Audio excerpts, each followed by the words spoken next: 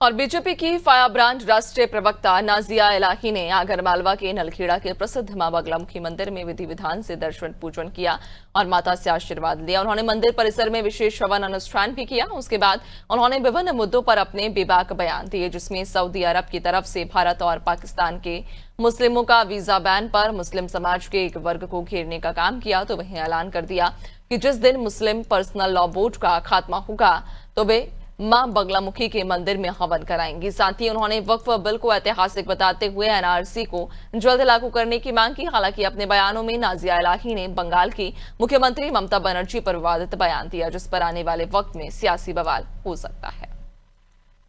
शिव शक्ति ये तो हमारे पुराणों में है, हमारे ग्रंथों में है और संवैधानिक देश है। और संविधान के पहले पन्ने पर जो चित्र भीमराव अम्बेडकर जी ने दिया था वो भगवान राम का दिया था। तो जो देश ये शिव शक्ति के नाम से जाना जाता है, जिस देश में माता लक्ष्मी की पूजा होती है, दुर्गा माँ की पूजा होती है, काली माँ की पूजा होती है, सरस्वती माँ की पूजा होती है, बस यूँ समझ ले आकाश और ज़मीन सब देवियों के चरणों पर रख दिया गया है। तो ऐसे में मैं क्यों ना आती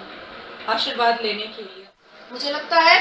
कि जिस हिसाब से आगा खानी मुसलमान, बोरी मुसलमान, अहमदिया मुसलमान, बरेलवी मुसलमान, वहाबी मुसलमानों का हक छीन करके असदुद्दीन अवैसी जैसे टोपीबाज नेता अपने पॉकेट में रख रहे थे वक्फ बोर्ड की प्रॉपर्टी और अकेले मलाई चाट रहे थे, अब जो है हिजाब खुल गया है। और 22 करोड़ के मुसलमानों में से जो लगभग सिर्फ 1 लाख मुसलमान वक्फ बोर्ड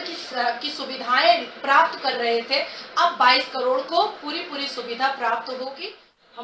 मुझ जैसे मुसलमान के लिए ये बहुत शर्मिंदगी की बात है कि आज सुबह मोहम्मद बिन सलमान ने एक नोटिस इशू किया है और प्रेस कॉन्फ्रेंस करके कहा है कि पाकिस्तान के मुसलमानों के साथ साथ भारत के मुसलमानों का भी वो वीज़ा बैन कर रहे हैं, क्योंकि पाकिस्तान और भारत के मुसलमानों की वजह से हज में सिक्योरिटी में प्रॉब्लम आता है। तो कहीं हम पाकिस्तान पे कभी हंसा करते थे, आज मुसलमान होने पर शर्मिंदगी महसूस हो रही है कि मोहम्मद बिन सलमान को हमारे लौंडे और लफंदर मुसलमान, आवारा, लुच्चे, लफंगे, बेहूदे मुसलमानों की वजह से आज हमारा वीज़ा बैन हो चुका है। हम हज पे नहीं जा सकते पाकिस्तानियों की तरह।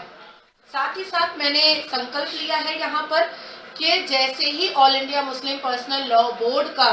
खात्मा होगा, मैं दोबारा फिर आऊँगी, यज्ञ करूँगी और उस वक्त मैं बड़ी यज्ञ करूँगी। साथ साथ एक और मन्नत मांगी है मैंने कि जिस तरीके से सीएए पर बहुत सारे हिंदू नागरिक को जो विदेश में अत्याचारित हो रहे थे उनको यहाँ की नागरिकता मिली, वो सुकून से रह पा रहे हैं, उसी तरीके से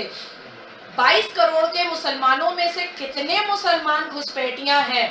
तुरंत उनका कॉलर पकड़ करके खींच करके देश से बाहर निकाला जाए। मुझे लगता है कि भारत की सरकार को एनआरसी तुरंत इम्प्लीमेंट करना चाहिए और 4 राज्यों के इलेक्शन से पहले करना चाहिए, क्योंकि विधानसभा इलेक्शन एक राज्य के लिए बहुत महत्वपूर्ण होता है। मोदी का तो कोई कुछ मुसलमान बिगाड़ नहीं सकता है, लेकिन कहीं ऐसा ना हो कि शेख हसीना की तरह ममता बनर्जी की भी मुसलमान लहराए